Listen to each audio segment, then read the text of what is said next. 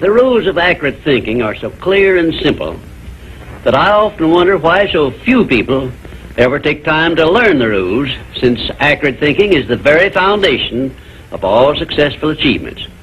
In this visit, I shall give you a working description of the rules of accurate thinking, which all successful people follow. First of all, accurate thinking is based on two simple fundamentals. They are called inductive reasoning and deductive reasoning. Inductive reasoning is used when the necessary facts on which to base your thinking are not available.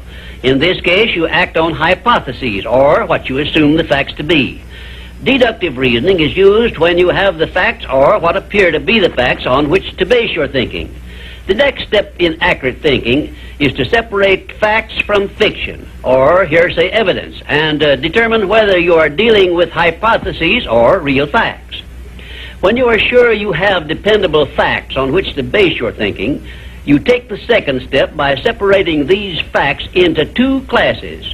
One is important facts, and the other is unimportant facts. When you do this, you may be surprised at the overwhelmingly greater number of unimportant facts you deal with daily than there are important facts. At this point, you are almost sure to want to ask the question, what is an important fact, and how can I distinguish it from an unimportant fact?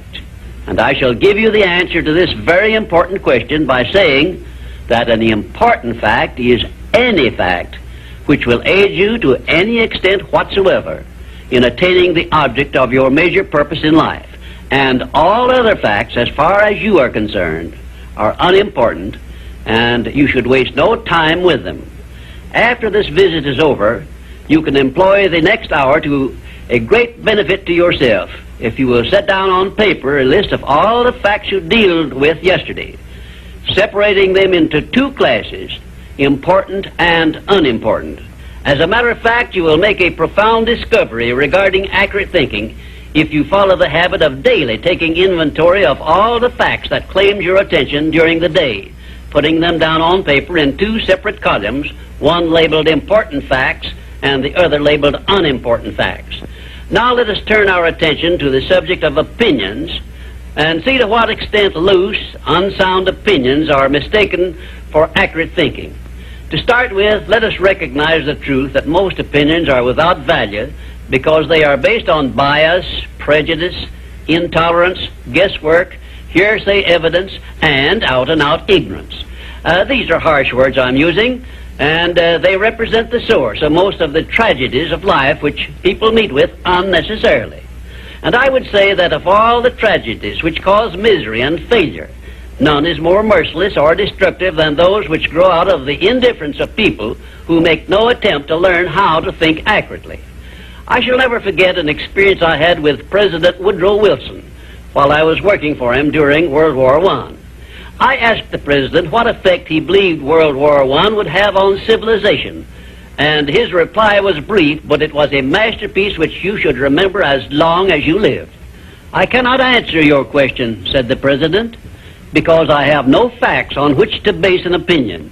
If you will remember Woodrow Wilson's 15-word speech every time you are about to express an opinion about anything, the chances are that you will soon get out of the habit of expressing or even having opinions not based on something more substantial than biases, prejudices, and emotional feelings which often serve as fathers to facts.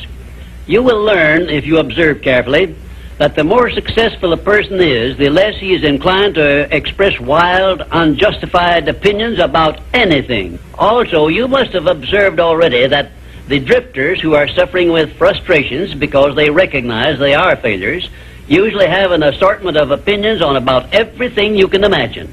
When I hear someone expressing a definite opinion about something of which I have definite reason to believe he knows little or nothing, I think of an experience I had when I stopped a Quaker on the streets of Philadelphia and asked him the time of day.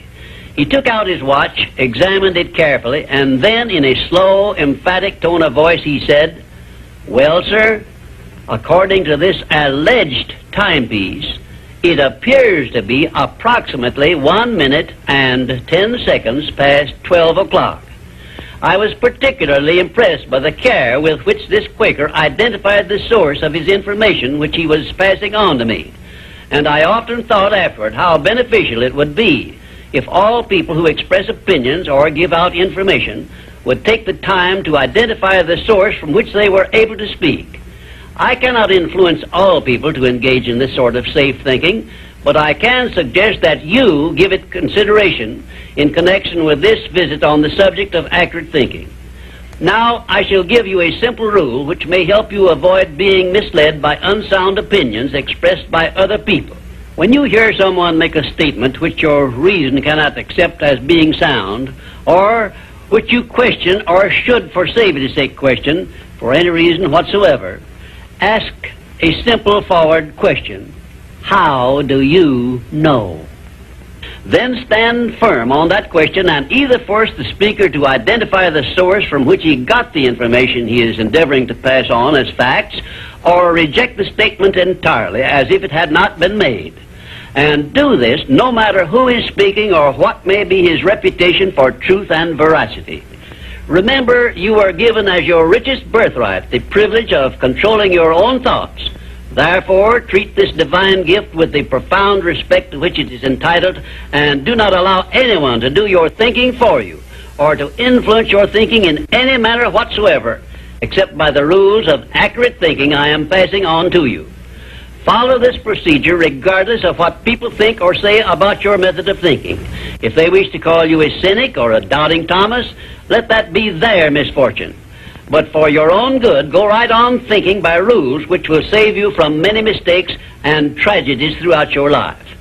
Now, I will give you 7 rules to follow, which, if you memorize them and follow them as a daily habit, may bring you top rating as an accurate thinker. 1. Never accept the opinions of other people as being facts until you have learned the source of those opinions and satisfied yourself of their accuracy. 2. Remember that free advice, no matter from whom it is received, will bear the closest of examination before it is acted upon as safe. And generally speaking, this sort of advice is worth exactly what it costs. 3. Alert yourself immediately when you hear anyone speaking of others in a discourteous or slanderous spirit, because this very fact should put you on notice that what you are hearing is biased, to say the very least about it, and it may be out-and-out misstatement. 4. In asking others for information, do not disclose to them what you wish the information to be, because most people have the bad habit of trying to please under such circumstances. Well-measured, tactful questions can be of great benefit to you in thinking accurately. 5. Remember that anything which exists anywhere throughout the universe is capable of proof, and where no such proof is available, it is safer to assume nothing exists. 6. One of the great unexplainable miracles consists in the fact that both truth and falsehood, no matter by what means they may be expressed, carry with them a silent, invisible means of identifying themselves as such. Therefore, remember this truth and begin developing the necessary intuitive faculty to enable you to sense what is false and what is true. 7. Follow the habit of asking, how do you know, when anyone makes a statement you cannot identify as true.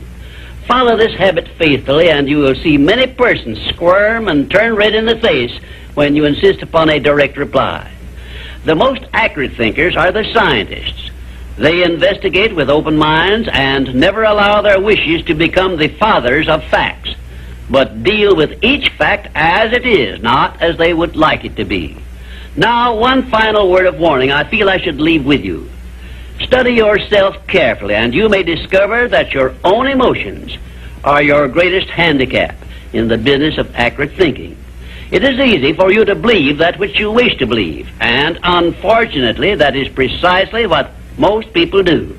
This is a method by which many people condemn themselves to eternal failure and defeat, and it is a method which opens wide that sealed envelope which contains the list of penalties they must pay for neglecting to take possession of their minds and use them for constructive ends beneficial to themselves.